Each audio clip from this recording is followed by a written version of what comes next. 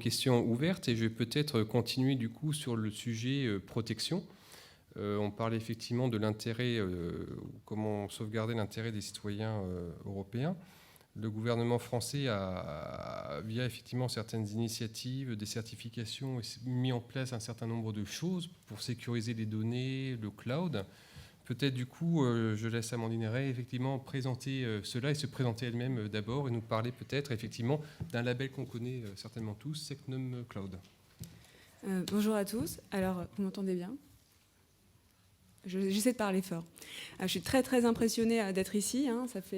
Je crois que c'est la première fois que je suis dans cette salle. Je suis Amandine Rex. Je travaille actuellement à la DGE. Je suis sous-directrice du spatial, de l'électronique et du logiciel depuis assez peu de temps, en fait, depuis un mois. Avant ça, j'ai travaillé au ministère des Armées pendant quelques années. Alors merci d'avoir parlé de drones. Moi, ça m'a beaucoup émue parce que j'étais donc responsable de systèmes de drones et responsable également de satellites et de systèmes d'information. Donc on peut dire que j'ai tout le panel maintenant à la DGE. Et donc je suis très contente de parler justement des aspects de souveraineté et de protection des données.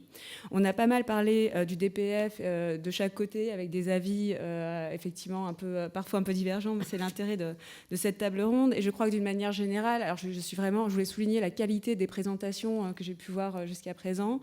C'est vrai que la protection des données, c'est vraiment au cœur de nos préoccupations, de nous en tant que citoyens, en tant que personnes, mais également de nos entreprises. J'y reviendrai sur les entreprises.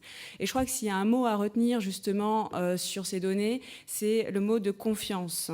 C'est un peu la base de l'économie, c'est la base d'une manière générale. Quelle est la confiance que vous pouvez avoir dans vos données ? Alors, il existait une époque, pas si lointaine en fait, mais je me sens de plus en plus vieille, et pourtant, où quand on enregistrait nos photos, qu'on enregistrait nos contacts dans notre téléphone, vous savez, ça restait dans une carte SIM. Et donc quand on changeait, on mettait la carte SIM dans le même téléphone. Et ça, c'était très très bien en termes de protection des données, parce qu'en fait, ce qui contenait les données, en fait, c'était contenu dans notre téléphone, et les voisins n'allaient pas les piocher. Aujourd'hui, de plus en plus, on a de plus en plus de données. Alors, je pense qu'on pourrait même revenir sur une thématique qui est comment on fait pour ranger nos données et en supprimer quelques-unes, mais ça, c'est un autre sujet. En revanche, maintenant, on a de plus en plus de données, de plus en plus de stockage. Et en fait, est-ce que vous savez où vous stockez vos données ? Vous allez aller en vacances, vous allez prendre des photos de vos enfants, des photos, vous allez avoir des contacts. Est-ce que vous savez quand vous enregistrez quelque part, est-ce que vous savez où vous les enregistrez ? Et on les enregistre dans ce qu'on appelle le cloud. Le nuage. Alors, la première fois que j'ai entendu ce terme, je me dis quoi, un nuage, mais c'est où en fait, ta donnée, elle est où ? Et en fait, c'est vraiment une vraie question. Au fur et à mesure et là je parle vraiment des données d'un terme général et pas que des données personnelles, c'est aussi les données à destination de nos entreprises, donc ça va au-delà du DPF.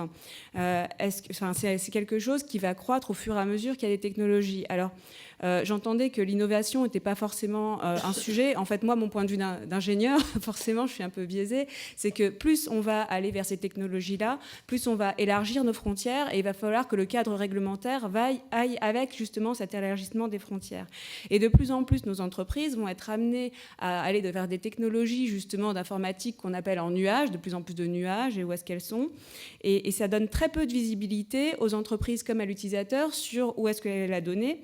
Et bon, on pourrait se dire, on s'en fiche après tout, du moment que c'est enregistré quelque part. Finalement, c'est pas si grave. En fait, c'est embêtant à partir du moment où vous n'êtes pas sûr d'en assurer la confidentialité. Est-ce que vous avez envie que vos photos d'enfants aillent faire le tour de la planète ? Est-ce que Airbus a envie que ces données concernant ses avions aillent chez Boeing ? Est-ce que EDF a envie que ces données, justement, de capital aillent ailleurs ? Donc ça, c'est un problème. Il y a aussi un problème de disponibilité. Vous êtes une entreprise, vous avez un cloud. Est-ce que vous êtes sûr que vous pourrez avoir accès à cette donnée ?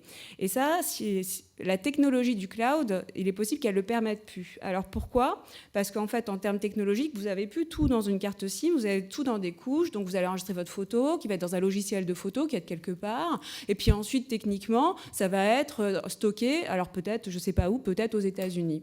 Et donc, ces endroits-là, ils sont soumis à des règles, ils ont des réglementations qui les autorisent peut-être à récupérer vos données ou à peut-être vous couper l'accès, ou alors il suffit d'un mouvement politique qui fait que tout d'un coup, vous n'allez plus avoir accès à ces données-là.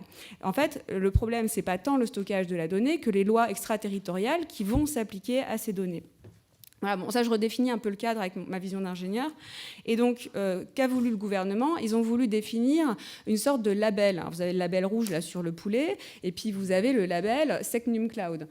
Et donc, le label Secnum Cloud, c'est quelque chose qui a été élaboré avec l'ANSSI et qui permet à une entreprise de dire, écoute, si vraiment tu as des données sensibles, je ne parle pas de données personnelles, mais des données vraiment sensibles, je repense à Airbus, je repense à EDF, alors tu peux utiliser cette solution technologique validée par l'ANSSI avec un tampon Secnum Cloud. C'est quand même quelque chose d'assez ambitieux, c'est quelque chose qui coûte aux entreprises, c'est quelque chose qui peut être coûteux également pour les entreprises, mais je crois qu'il y a une vraie demande. J'y reviendrai là-dessus, mais j'ai rencontré OVH là, il y a 3 jours, et OVH me disait que de plus en plus les entreprises viennent les voir pour dire en fait, moi j'ai vraiment besoin d'une vraie confidentialité et ce label va servir. Ce label, il est vivant, parce que c'est comme la confiance que vous pouvez avoir dans votre entourage proche. La confiance, elle est permanente et justement, le label est amené à évoluer avec les différentes technologies. La part la plus importante du marché pour ces données non personnelles sensibles, c'est bien les entreprises françaises. Finalement, on s'éloigne un peu plus de tout ce qui est données personnelles, mais je pense que c'est quand même important. Ce qui est intéressant, on pourrait se dire, ouais, mais c'est quand même ambitieux, c'est quand même super cher. Est-ce que vraiment on aura des fournisseurs de services cloud? Alors, rien que lundi dernier, le 11 décembre, Outscale a été qualifié dans sa version Secnum Cloud en 3.2. Bon, je ne rentre pas dans les détails techniques, mais ce qu'il faut retenir quand même, c'est que ce niveau de certification va aller jusqu'à la puce, jusqu'au GPU. Donc c'est une puce un peu performante, je pense que tout le monde, il y en a quand même qui connaissent. Et donc ça veut dire quoi? Ça veut dire qu'on va pouvoir faire de l'intelligence artificielle dedans. Pourquoi c'est important? Ça veut dire que quand vous aurez Jean-Paul II en doudoune, etc., vous saurez que ça peut ne pas être vrai, parce que dès qu'on met un composant un peu étranger, là aussi, on ne sait pas trop ce que ça va donner.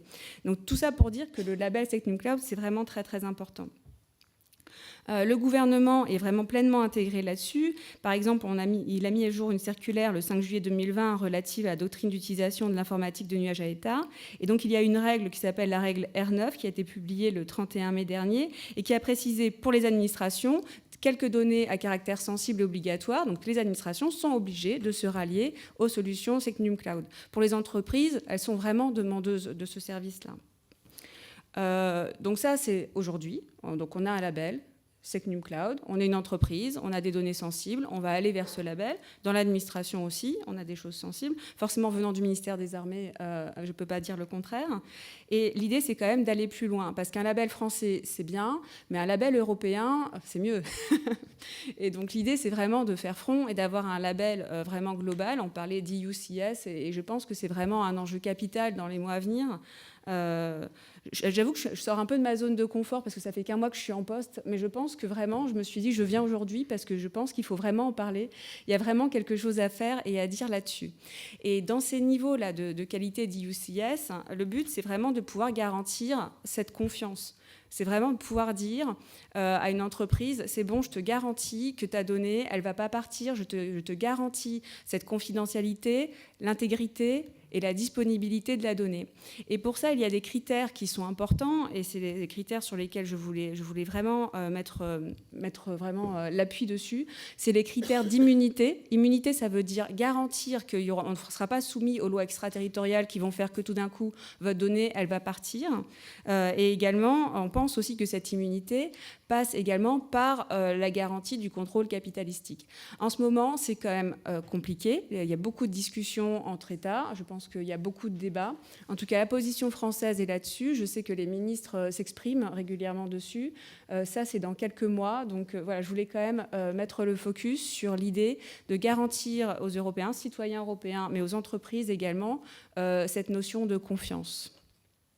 Voilà.